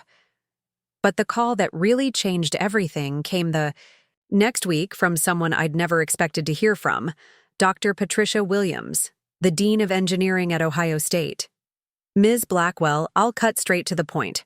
We've been tracking the career trajectories of our female graduates, and we've noticed something remarkable. Applications to our graduate programs from women have increased 34% since your CNN interview aired. More importantly, the women who are applying are choosing more ambitious research tracks. She paused, and I could hear papers rustling. We'd like to offer you a position as an entrepreneur in residence. You'd spend 1 semester per year teaching and mentoring while continuing to run your company. The goal would be to formalize the impact you're already having on young women in STEM. An academic appointment at my alma mater, teaching the next generation of innovators. The possibility made my heart race in the best way. Dr. Williams, I'm definitely interested. Can you tell me more about what that would look like? You'd teach 1 advanced seminar on technical entrepreneurship, mentor undergraduate research projects, and help us develop curriculum around authentic technical leadership. We want to graduate students who can speak confidently about complex subjects to any audience, the way you demonstrated on CNN. That weekend, I hosted the first gathering in my new house. Not a business meeting or a family obligation, but something I'd never done before. A dinner party for my chosen family. Elena had flown in from California. Sarah Chen was there with her partner. Marcus Williams from sales brought his wife and their teenage daughter, who was considering studying computer science. Dr. Jennifer Walsh came with her husband. Even Jessica, my assistant, joined us with her boyfriend. As we sat around my dining room table, the beautiful antique one I'd bought simply because I loved it, I looked at the faces around me and realized something profound. This was what family looked like when it was built on mutual respect, shared values, and genuine appreciation for each other's authentic selves. I want to propose a toast, Elena said, raising her wine glass. To Zara, who showed all of us what it looks like to stop apologizing for being extraordinary. To authentic leadership, Sarah added. To building the future instead of waiting for permission, Marcus said. As everyone raised their glasses, I felt a fullness I'd never experienced at a family gathering before. These people understood my work, celebrated my vision, and supported my growth not despite my ambition, but because of it. After dinner, Elena and I sat on my back porch, looking out at the garden I was planning to plant in the spring. You know what's beautiful about all this? Elena said, gesturing toward the house, toward the evening we'd just shared. You didn't just build a successful business. You built a life that actually fits who you are. It took me long enough to figure out what that looked like. But that's the point. You could have kept trying to squeeze yourself into spaces that were too small. Instead, you created space that was big enough for your actual self. The next morning, I sat in my home office, looking at the 3 major decisions in front of me. The Ohio State teaching position, the Stanford conference presentation, and the expansion plans for our company that would take us into international markets. A year ago, I would have agonized over these choices, worried about whether I was overreaching, whether I was qualified, whether people would think I was getting ahead of myself. Today, I simply asked myself, which of these opportunities would allow me to have the biggest positive impact while staying true to who I am? The answer was clear. All of them. I called Dr. Williams first. I'd like to accept the entrepreneur in residence position.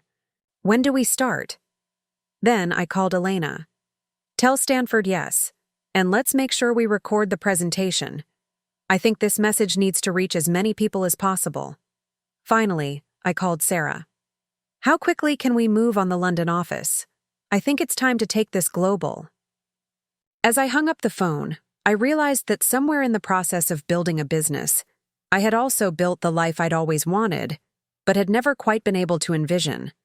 A life where my work was meaningful, where my relationships were authentic, where my success created opportunities for others, and where I never had to apologize for being exactly who I was. The foundation was solid. Everything I built from here would be built on my own terms.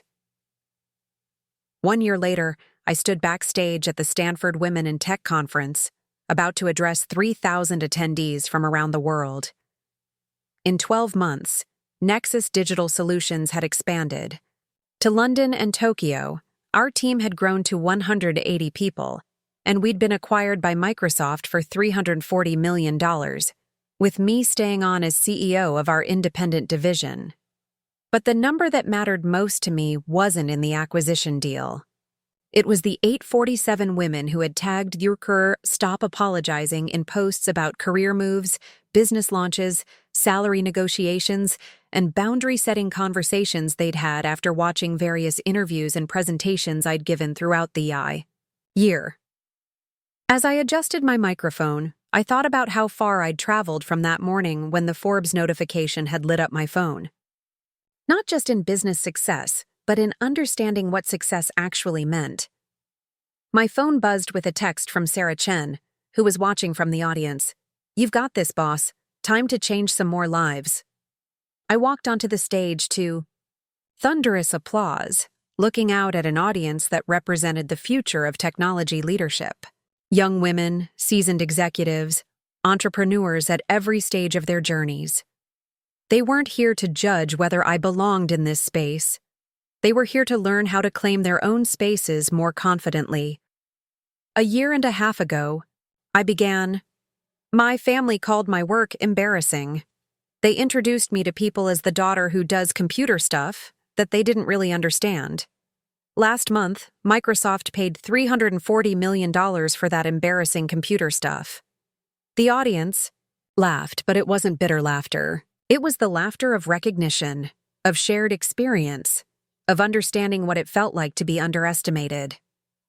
I'm not telling you this story to complain about my family or to celebrate revenge. I'm telling you this story because I want you to understand something crucial. The people who love you are not always the people who can see you clearly. And that's okay. But you cannot wait for their vision to improve before you start living your authentic life. I clicked to my first slide, a photo from the CNN interview that had started everything. This is what authentic leadership looks like. Not perfect leadership, not leadership without fear or doubt, but leadership that refuses to apologize for expertise, vision, and ambition. Notice what I'm not doing in this interview. I'm not hedging my technical explanations with, "This might be boring, but..." I'm not prefacing my business projections with, "I could be wrong, but..." I'm not apologizing for using industry terminology or having bold goals. I advanced to the next slide, showing a graph of our business growth alongside a timeline of my personal boundary-setting journey.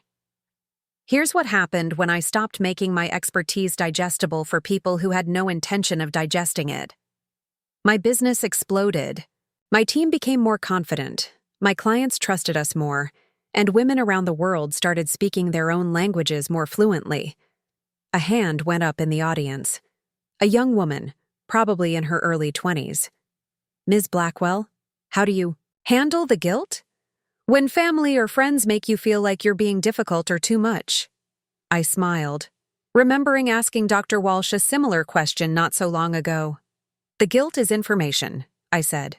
"It's telling you that you've been trained to prioritize other people's comfort over your own authenticity. The goal isn't to eliminate the guilt immediately. That takes time. The goal is to act with integrity despite the guilt, until your nervous system catches up with your values."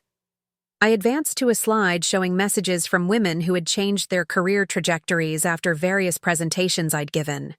This is Dr. Amanda Rodriguez, who stopped apologizing for using complex medical terminology with patients and started insisting they learn enough to be partners in their own healthcare.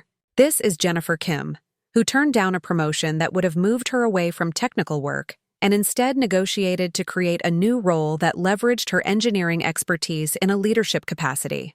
This is Sarah Patel, who left her corporate job to launch a fintech startup after deciding she was tired of watching men with half her qualifications get the funding she needed. I clicked through several more examples, watching faces in the audience light up with recognition. Every one of these women told me the same thing.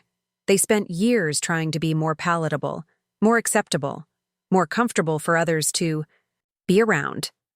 And every one of them experienced a breakthrough when they decided to let other people be uncomfortable instead. I paused, looking out at the sea of faces. Here's what I want you to understand. You are not responsible for managing other people's discomfort with your success. You are not required to translate your expertise into simpler language so others feel smarter. You are not obligated to make your dreams smaller so others feel better about their own choices.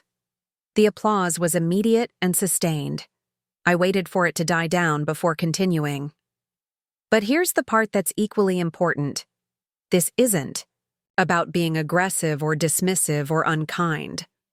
This is about being authentically yourself in a way that creates space for others to be authentically themselves too. When you stop apologizing for your expertise, you give other people permission to own theirs. When you stop making yourself smaller, you show others that they don't have to shrink either.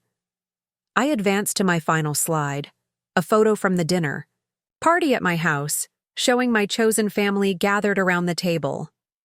Building an authentic life means building authentic relationships. Some of those relationships will be with people who've known you forever and learned to see you clearly. Some will be with people you meet along the way who understand your language from the start. Both are valuable.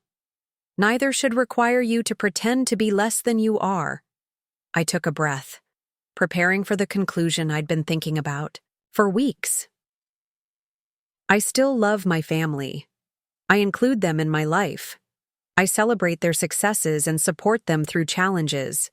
But I no longer need their validation to know that my path is right for me.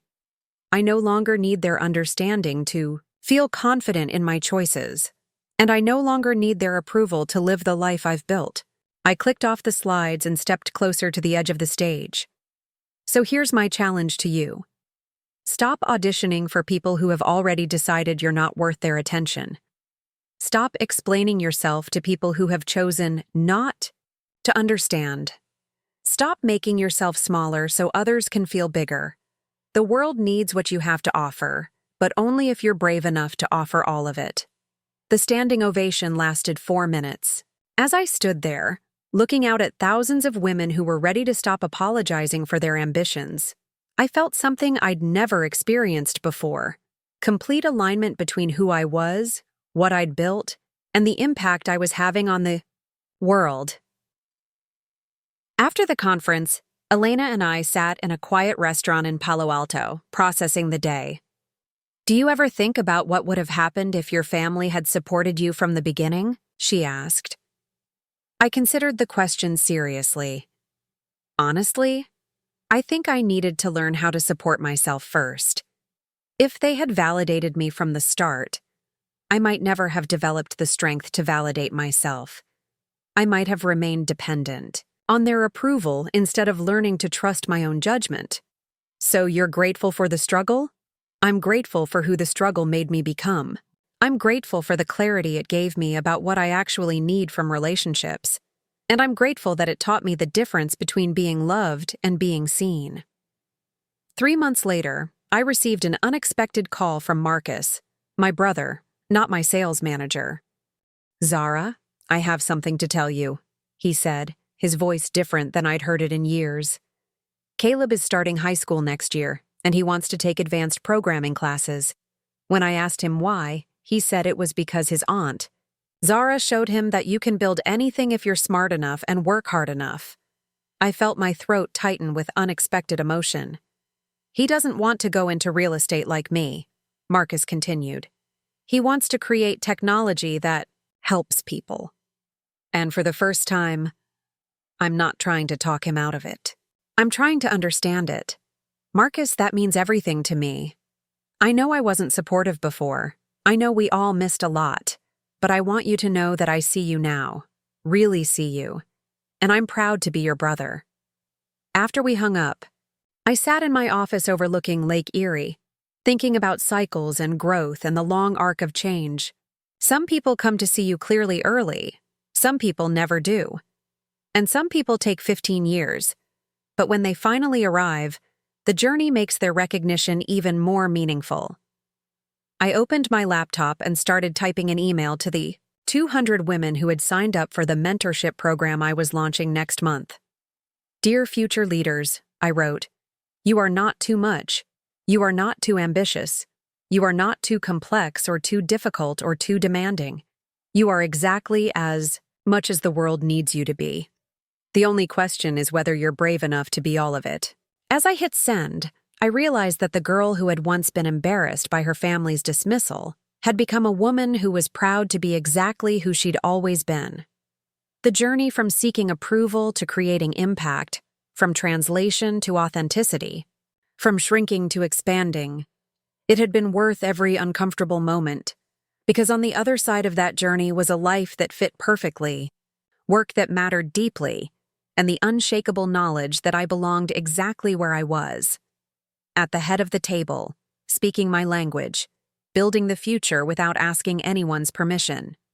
That's not too much. That's exactly enough. Up. Next, you've got 2 more standout stories right on your screen. If this one hit the mark, you won't want to pass these up. Just click and check them out.